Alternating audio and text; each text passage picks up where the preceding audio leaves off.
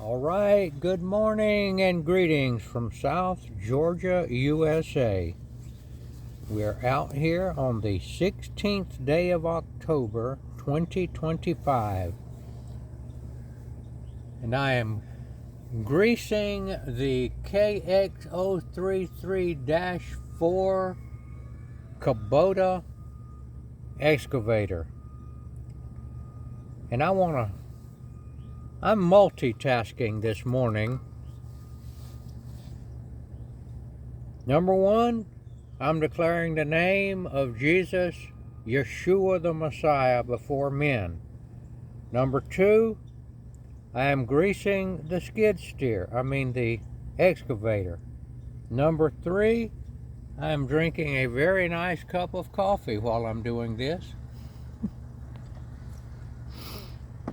Number four, we are charging the microphones that we use on the phone, the Lark remote microphones. So we're actually using the no microphones now. We're just letting the phone pick up the sound.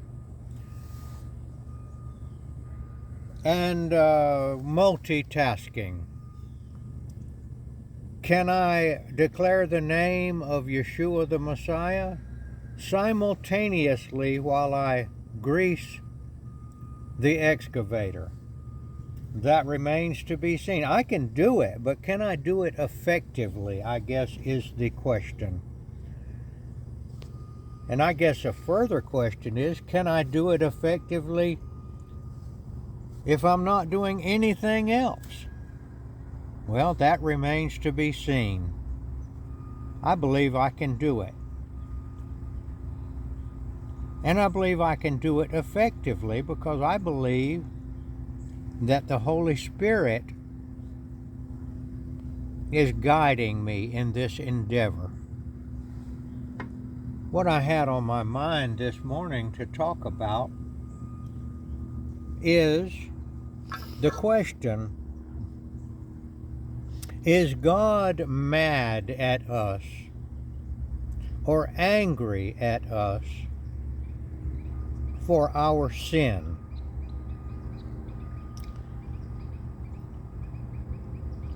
Now we know that the Bible teaches that Jesus the Christ sacrificed himself to erase our sin. But we also know that, and particularly the Old Testament, that God is angry, or the impression I get from reading it is they say the wrath of God or the anger of God. That God is angry at us because of our sin. I wonder if a holy, loving God can even possess anger. Anger seems to be a negative emotion. So that's what I'm going to be talking about, but hang on. And I'm going to show you my little trick here. I'm going to multitask. Now, I'm cleaning this nipple off, but I'll show you another little trick. I take a paper towel after I grease it, and I put one down in there to cover the nipple and to keep dirt from getting in there, and it serves a multiple purpose. After I grease it,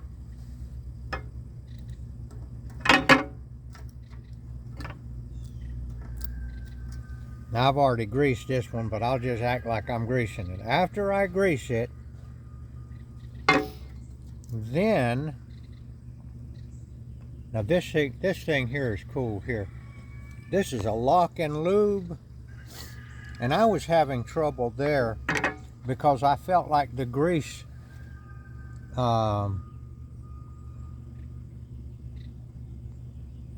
whatever you call this part, was going to fall down in that dirt right there. See that dirt? And get dirt in there.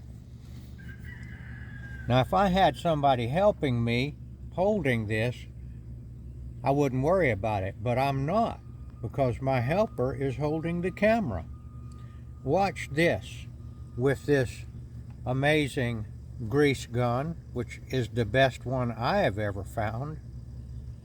So now I am declaring the name of Jesus before men. I am greasing the skid steer, and I am giving a review of this wonderful grease gun. Now watch this. This here, I don't want this to get in the dirt, so look at this. That clips on there. Now I can lay this thing down without having this thing jump all over the place. Now, I have put the grease in the grease fitting. Going to get a paper towel, a little corner of it, and with my handy stick, I am going to push that down in there. Now, not only does that keep that area clean, dirt cannot get on that nipple now, but it also tells me, as I begin to grease this machine, and I get back around here, and I can't remember which ones I've done. If I left them open, that would be hard. I know I've got a clean piece of paper towel here, and look at that one. That tells me I've already done it. Now let's look at this one right here. This one right here has got a paper towel on it, but it's old, and you can see that it's gotten dirty. So that means this one has not been done. I'll take this off, and look how nice and clean that is there. So I'll take this little piece and drop it, and I will grease this nipple, unlock it. This lock and lube has a very strong mechanism to lock it onto the nipple, the grease nipple. See, it won't come off. Now I can use, it takes two hands,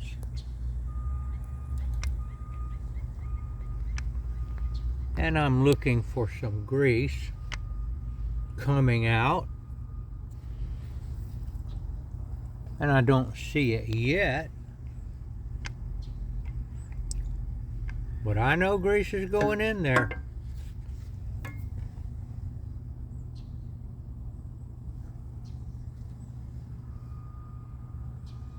I don't want to overdo it, and I don't want to underdo it either.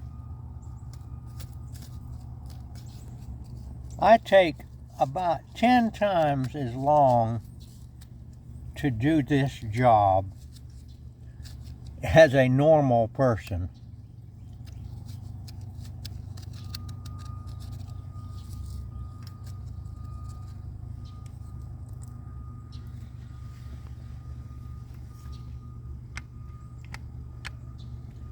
I know it's going in there, but I don't see it squeezing out anywhere.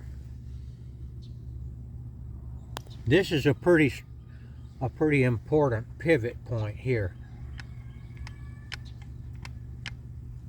I know it's got to be squeezing out somewhere. Okay, yes, I finally see the grease coming out right here, so I've got it full. Now I'm going to take this off. I'm going to pop it right here, and now I can put my grease gun down without getting grease all over everything. And I'm going to get me a little piece of paper towel and stuff down in there with a nice, bright, clean piece, and I know that I've done it. Now, I just thought of another thing that I've learned. I'm pretty slow. Sometimes it takes me years to figure out something pretty simple, and sometimes I figure things out by accident. Now, I usually put the head of this machine straight ahead to grease it. Right now it's over there, it's off. The guy that parked it here put the head of it over at about a 30-degree angle to the left. Well, that exposes all of this undercarriage part here. Well, I've been greasing it with this head straight ahead, and I have trouble reaching this stuff. And I looked at it and I said, man, this is way better. Move the head over. So by accident, I discovered it. Now this one right here does not have a piece of paper on it. See that?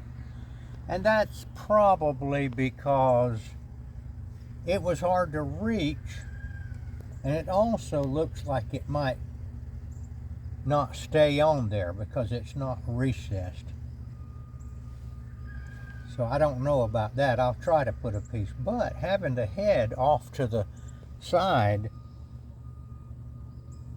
the arm, the bucket, whatever you want to call it, makes it where I can reach up under here and take care of all this.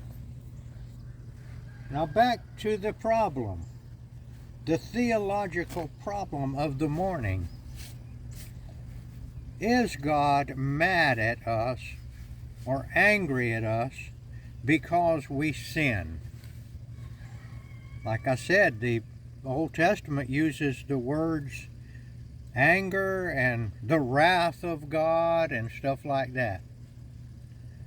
Well, I'll ask another question then to try to get to the bottom of this theological problem. Did God make us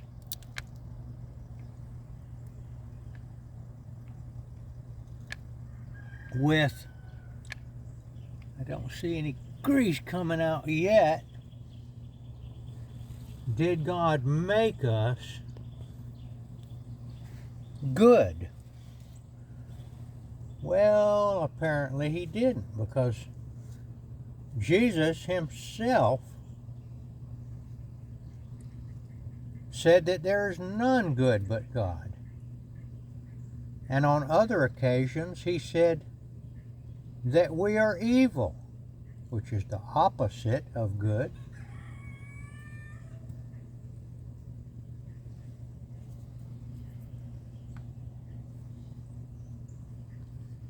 Just want to make sure I get enough in here. I see it. There it comes.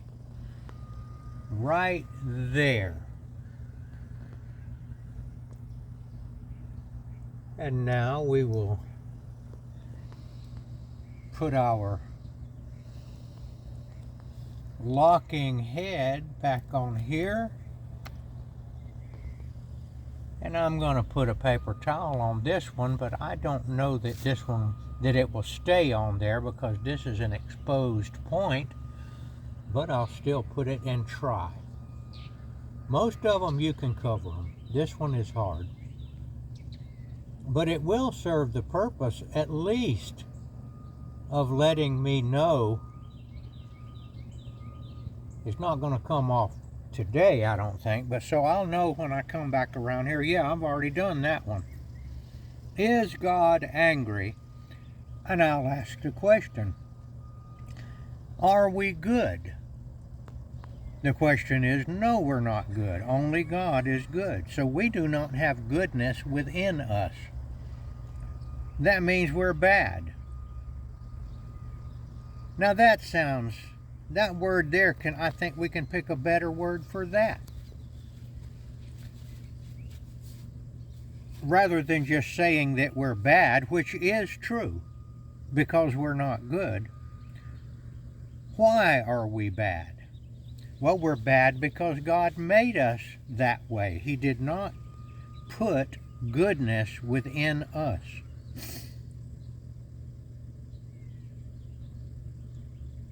Only God is good. Do you know where I'm going with it? So why would God be angry at us for not being good when He made us that way? Let's think about that a little bit. Why would God be angry at us or seek vengeance on us for not being good, for not being bad? Let's quote a little scripture. All have sinned and come short of the glory of God. All of our works are as filthy rags is another one. It's another way of saying we're not good because we are not God and we don't possess goodness within our flesh and blood existence. So I ask the question, why would God be angry at us if he made us this way? And my answer is, using my simple logic, which is probably pretty simple, I don't think he is mad at us for doing what he created us to do, which is to not be good. Let's just take it and think of this idea of one of our children, that we want our children to, we try to teach them to be, most of us anyway, how to teach our children how to be decent citizens. Don't lie. This one back here has the paper on it still.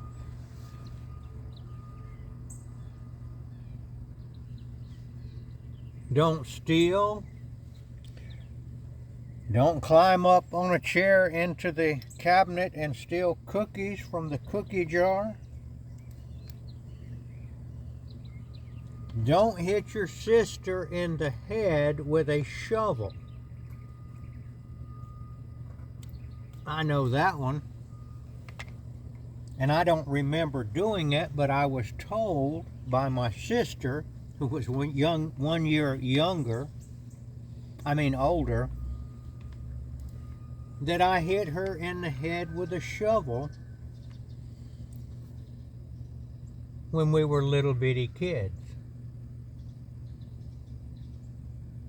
I don't remember getting spanked for it. Probably did, but I don't remember it.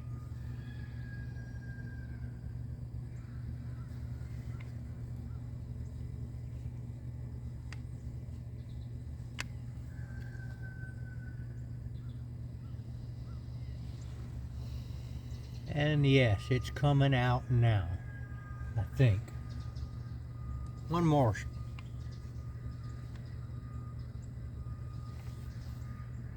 Okay, coming out good.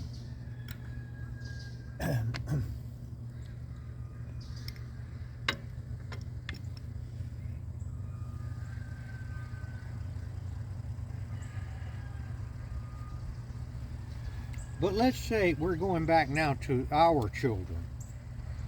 Let's say that our children do something wrong when they're little.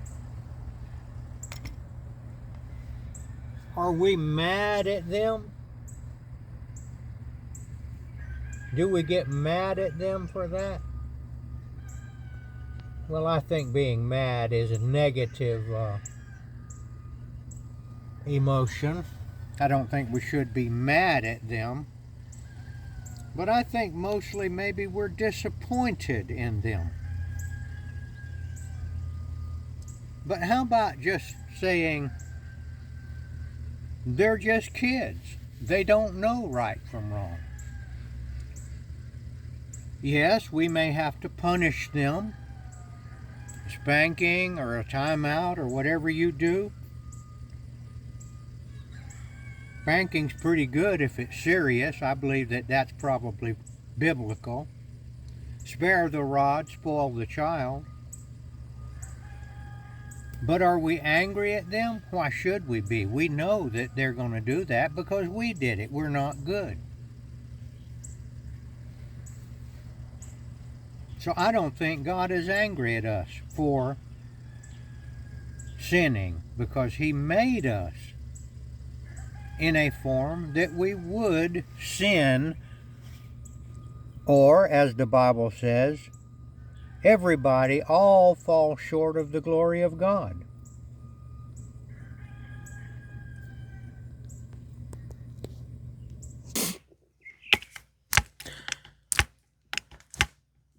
All right, this is a very important pivot point here. It's got 3 in one place.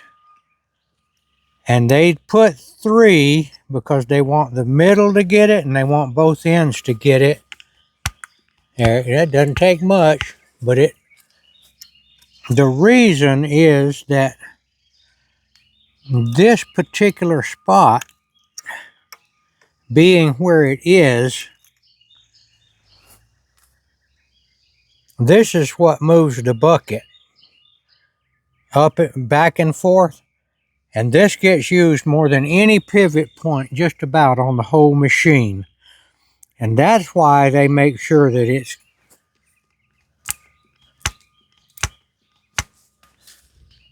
it doesn't seem, finally it came out over here too, see? There, it's coming out right there. Now, we know that this pivot point, and that's an important one right there, because if that goes, then you've got a pretty big problem. You need to keep that one good. Now let's go back to what we were talking about, and that is, we have established that God is not angry at us for sinning or for falling short of the mark. Falling short of the mark is not hitting the target. It's an archery type term. It means that we're missing the bullseye.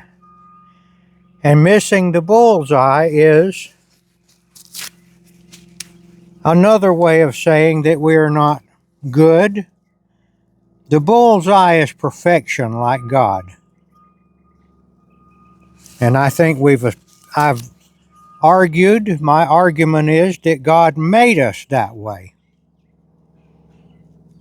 And God didn't make us just for the purpose of destroying us because we missed the mark. He had a greater purpose. And that is that some of the beings that he created would eventually achieve the mark or perfection. And since we are not good, not perfect, we can't achieve that perfection ourselves, no matter how hard we try. Now, when we see God, if we do make the mark finally and end up in another dimension known as heaven, we can ask him why he did it that way. Well, look, God's ways are higher than our ways, which is another scripture. That means we don't understand what he's all about. Now, we understand some of it. But in his infinite wisdom, he decided to send an entity known as the Son of Man, known as Yeshua, the Messiah, known as Jesus the Christ. And this entity was with God and was God. And in order to give us the perfection that would be required for us to enter the next dimension, which a flawed being may not enter the kingdom of heaven, because heaven is a perfect place. So in his infinite wisdom, he came to earth as a man, a flesh and blood man, but a divine man just the same. And in his infinite wisdom, he sacrificed himself in the flesh so that this great sacrifice would have melt some of our stony hearts, and we would recognize that this man was God. And we would pay attention to what he said. And he said, if you believe that I am he, meaning the Messiah, the divine man from heaven, you have passed from death, which is not perfection, that means your flesh and blood, that's death, into life. Like I said, when you get to heaven, or when we get to heaven, if we do, I think we will understand a little bit more how and why he did that. But I think we've got enough information. If we look upon the crucifixion of Jesus the Christ, and we believe the things that he said, and we ask him to give us perfection, which we can't do ourselves, he promised to do it. And he gives us perfection not in the flesh, however, because he also said flesh and blood cannot enter the kingdom of heaven. So we will enter the kingdom of heaven in not the flesh and blood, but in a spirit being eventually. Meanwhile, here on earth, he endows us with a new creation known as the Holy Spirit, the born-again man, and we then are perfect, not our flesh and blood man. That flesh and blood man will never be perfect. It will die in its imperfection, and they use the word sin. God always knew that this would happen. He made us. He knows everything. And our new creation, which happens when we recognize who Yeshua is and was and what he did, we will be, a new creature will be born, and we will become born again. And we will have that born again, perfect creature cohabitating with our fleshly body until our fleshly body is no more. This is the way I read it. And this is why I say God is not mad at us because we fall short of the mark or are not perfect or sin. And he is not vengeful nor wrathful for that. He made it happen. And a certain number of people, and I don't know why, it happens. It does. And there's an old saying, I don't know why, and I don't know how, but I do know when. And that means I don't know why he caused me to be born again or see. I don't know how he did it, but I remember the day that it happened. I do remember when. I don't know why, I don't know how, but I do remember when it happened. I can't name the exact date. Many people can, but I remember it was some 30 years ago that he caused me to see, opened my eyes, not by anything that I did, because there is nothing good in my human body. And by that I mean it's going to die.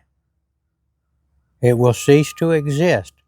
But at the resurrection of the dead, after my human body is buried, if I had been born again, we will be changed into a spirit man, and we will be able to enter the kingdom of heaven. Now, Yeshua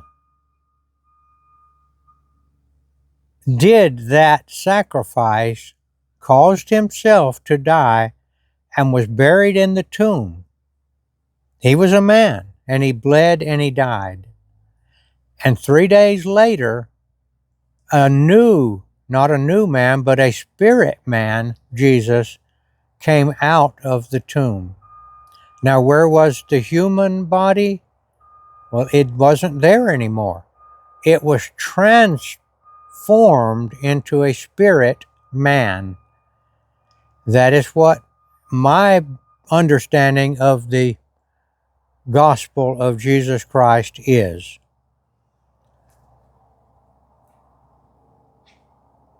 So I think it would be useful if we quit thinking about God as being mad at us. Or it might be, actually, I just thought of something. There's a saying in the Bible, the fear of the Lord is the beginning of wisdom. Maybe it is that at the beginning of our journey, we do think God is mad at us.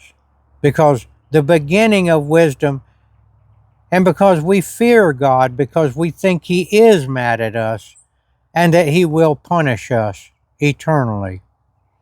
But you notice it says the beginning of wisdom. And because you fear, and because of other unknown things which we can't understand, He opens our eyes, and then we are not afraid of Him anymore. We see Him as our Creator and our Savior and our Heavenly Father. This is all mysterious stuff. And I've said it the best I can this morning, and I'm sure it could be done and has been done by others a great deal better than I have done. But I gave it a shot while I was greasing this Kubota excavator. I'm not quite through with it yet, but I am going to end the video and finish this job, and then I will put it out on the World Wide Web, specifically on YouTube. And I hope that somebody has gained some kind of provoking thoughts by listening to my unique way of explaining the gospel. I doubt if many will. I know that from experience. Not that many listen to what I have to say. And that is as it should be also, because Yeshua has many, many servants. Thousands, possibly millions, that are trying to explain this gospel of Jesus Christ, the good news that we don't have to die eternally, and that we can be morphed into another dimension as a spirit man and live for eternity. And at that time, my take is that He will have new work for us to do in eternity, and God knows what that will be. I like to think that He may assign some of us to some other dimensions to work on them. That's just a guess on my part. I don't think the Bible teaches that.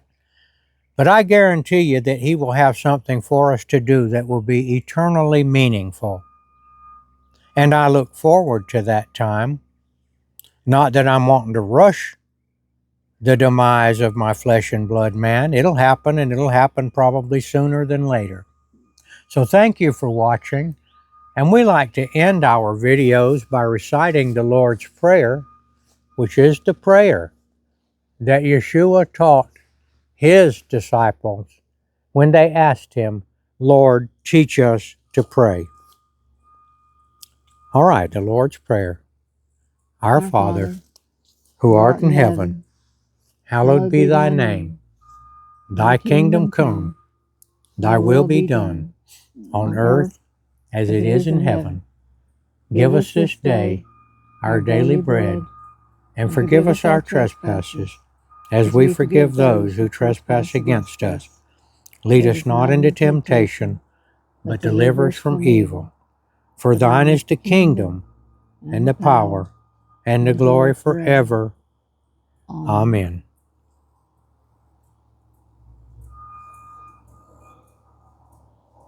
Thank you for watching.